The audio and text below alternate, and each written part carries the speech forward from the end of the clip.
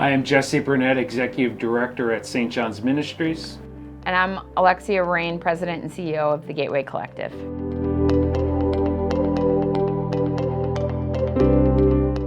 When I began with St. John's Ministries back in 2012, we really truly were a seasonal emergency shelter of last resort. And so we were a shelter that would open our doors every year, November to April, just to ensure that individuals who would otherwise be on the streets had a safe place to stay at night so they wouldn't freeze from the elements. And certainly since that time, and the history of St. John's predates my time with the organization, since then there's been a lot of growth. We added in the Micah Center, a daytime resource center for anybody who's homeless or at risk in the community. We started to focus on case management services and drug and alcohol treatment. A few years later, we acquired Wellspring, and that was really our launch and our step into providing gender-specific services, having a space specifically for women to go during the day. We then looked to address the summer need, and we came back with Summer Safe Sleep, which is our attempt to really respond to the fact that we all know homelessness doesn't end when the seasonal doors would close on April 30th. And so there was a lot of growth. And through that, there was conversation occurring at the board level on our strategic plan for the next 10 years. And as we look at growth, do we continue to expand our homeless services and bring more breadth? And so when I speak to that, I would say specifically, we were serving individuals. Do we look to serve families and children? And a real quick survey of the community showed how resource rich we already are in that regard. There's so many really great organizations doing the work. And so instead, we started to look at the depth of the services that we provide and what is there to support a guest as they transition out of shelter to prevent recidivism back into homelessness, and then what is happening upstream to prevent housing instability and housing loss in the first place. And that's where we really felt there were some gaps, there was some opportunity to expand our services and our reach to do more with our growth and with our resources. And so we started to look at that model. We built housing into our strategic plan, really looking to do all of it under the umbrella of St. John's Ministries. And then in 2020, as we all know, COVID hit, and running a shelter through a global pandemic, really looking at the unique needs and criteria of different subpopulations within our shelter. Coming out of that, we started to recognize the need to have gender-specific programming top down. We started looking at the differences in needs for individuals depending on how long and their reasons for becoming homeless in the first place. And so that really increased the load, and you can certainly speak to that ever-increasing need at St. John's. And that's when we started to recognize that though we were just as committed to housing as ever, anytime we were focused on housing, we were lessening the capacity we had to focus on homelessness. And if we were focused on St. John's Ministries and our homeless programs, then we didn't have the capacity needed to really launch housing and launch this model called socially inclusive housing. And so from there was a lot of conversation that happened at the board level that launched ultimately Gateway Collective as a separate nonprofit to say these are two nonprofits that will forever be connected, they will forever partner. But while one is addressing housing both before and after housing loss, the other one then is able to fully devote their time and attention to that acute episode of homelessness, something that Jesse has been now leading the organization for close to a year and can speak to the growing need that exists there. Yeah, our shelters are busier than ever, and so as we get ready for our 20th shelter season in November, for us to have yet another housing partner in the community for our guests who are struggling with either chronic homeless situation homeless, or those struggling with housing instability. The launch of Gateway Collective allows St. John's Ministries to focus on the next parts of our growth as an organization. So Gateway Collective is a new, innovative nonprofit really focused on bringing high quality, affordable housing to working individuals and families.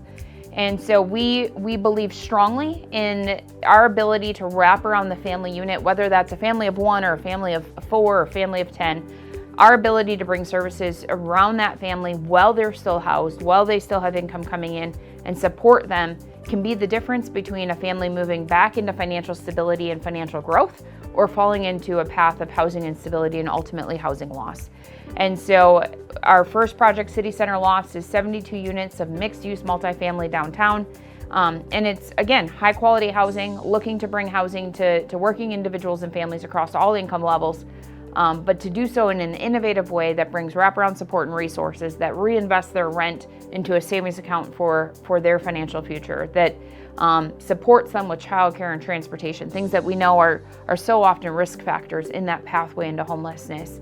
And so in everything we're doing, we're looking to bring resources, we're looking to bring programs, we're looking to elevate the family unit to ultimately end homelessness by providing housing support before that episode in crisis ever occurs in the first place.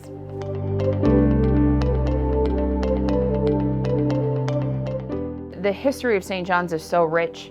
I know I have been associated with St. John's Ministries for a good portion of my professional life. I really developed as a leader under the umbrella of St. John's, and yet the great work of St. John's was there long before I ever stepped into the role that Jesse now serves in today. And so it was part of the natural evolution and the natural growth of St. John's Ministries to say we were really good at responding to people who were showing up at our doors and providing dignity and respect and meeting them where they were at. But what could we do to get upstream and hopefully prevent them from ever having to come into our doors in the first place? And just that natural evolution of saying housing is so critical, affordable housing is a crisis in communities across the nation. And we have a really innovative model that is financially self-sustaining and scalable. So not only can we bring 72 units of housing to working individuals and families, but we can take the revenue and the profits raised off of city center lofts in those 72 units, and we can reinvest it. We can keep rent money local. We can reinvest it into other neighborhoods in our community. We can start to expand and scale. And we know 72 units won't solve the affordable housing crisis here in Green Bay, but it can be the seed that then develops and grows to really be able to respond. And if we can add enough inventory through supply and demand to stabilize the cost of living, we can keep people stably housed and hopefully long-term prevent them from ever needing the services and programs of St. John's in the future.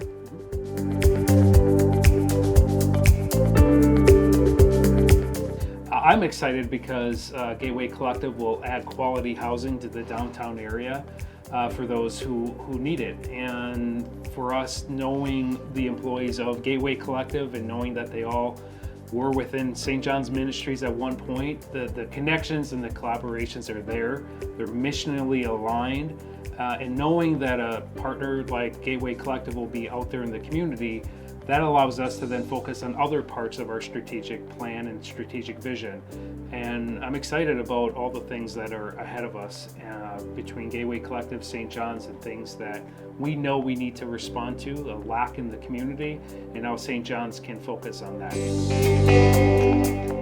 I think for me, St. John's has always been this pioneer in our community who has stood up and has chosen to do what is right, even when what is right is not necessarily what's popular.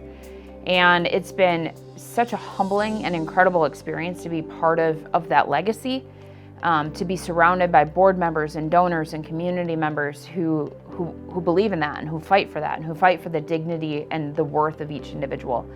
And so it's exciting now that St. John's has taken another bold step in launching Gateway Collective and in sending us forth and blessing us to get out there and get after it. And so I'm excited. So much of my heart and my passion will forever be St. John's and the guests that are served at St. John's Shelter or Micah Center in Wellspring. And this is a way just to serve them even sooner, to build that relationship sooner, to catch them, to support them in housing. So hopefully for some of those individuals, they never again experience that housing loss. I'm excited to expand it to serve workforce families. I've said it a lot, but if we can serve that 5-year-old in support of workforce housing today, we can prevent that 5-year-old from becoming a 25-year-old in need of shelter services in the future. And so I'm just excited to bring something that I know is innovative. I know maybe not as well understood yet in our community, but for people to experience it, whether they be tenants, whether they be donors, whether it be the general community who starts to understand how this can really start to address complex problems, that Green Bay can be a pioneer and a leader for the nation to look at in solving their housing shortages, and to be able to do it with long-term partnerships back to St. John's.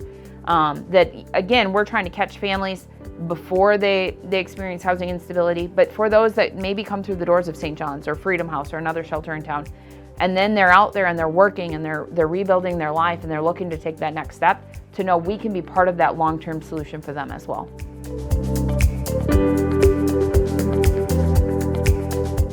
So as Jesse mentioned, the staff of Gateway Collective, for the most part, all came out of St. John's.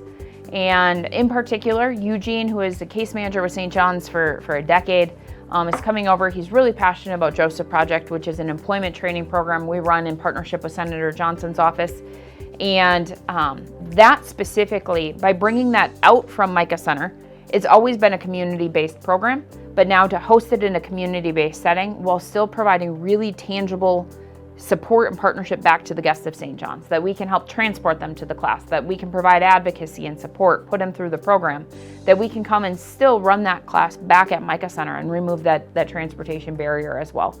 And so that is one tool in particular we're really excited about being a connecting point between St. John's and Gateway, that guests of St. John's who go through that program and are stably employed can then become candidates for City Center Lofts or a future housing site.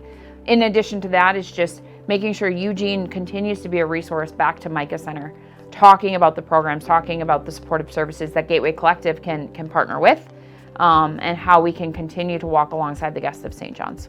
And Lexi had been the director of St. John's Ministries for about a dozen years, and Lexi and I have known each other for almost that entire time. Yes. So having her as a resource and having someone with her heart connected to St. John's means a lot to me, and I know it means a lot to the guest, and I'm just excited in so many ways for the future, because at the end of the day, it's ensuring that all guests, all those who are struggling with housing instability or homelessness, get treated with dignity, and that's at the core of what you're doing at Gateway Collective, and that will forever be part of the mission at St. John's Ministries.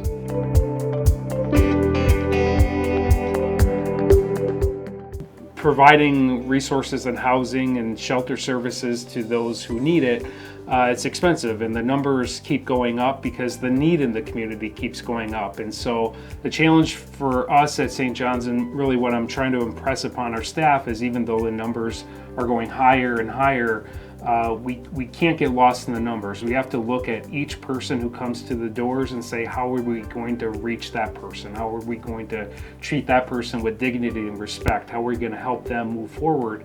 And in order to do that, because of some of the crises that you see throughout the country and the community, we need help. And so if you're willing to donate an item, whether it be clothing, financial support, serve a meal at the shelter, provide some workshops, all those things are so important to what we do. So those are all ways that you can help us. At the core of who we are at St. John's Ministries, it will be to shelter people during the coldest weather months out of the year. That is something that we will never stray from. So in order to do that, as the numbers keep increasing, this year we're 19% higher this season versus last season. And we had been saying last season was our busiest season to date. So the numbers keep going up, but again, we want to treat each person as they come to the door as individuals who are worthy of dignity and respect. And we just need the community support in order for that to happen. And that can be a variety of different things. Awesome. And I would, first off, I think, take a moment just to say thank you. I grew up within St. John's Ministries, and the fact that an organization took a chance on a 26-year-old and has let me step on the landmines and figure out the trial and error with the support of so many in our community has been astounding and has been truly humbling.